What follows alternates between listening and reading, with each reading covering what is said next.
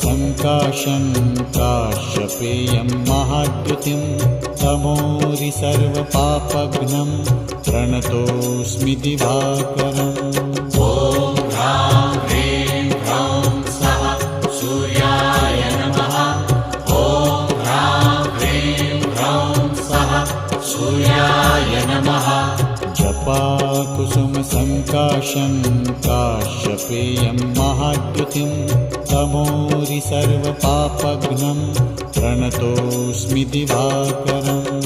ॐ ह्रां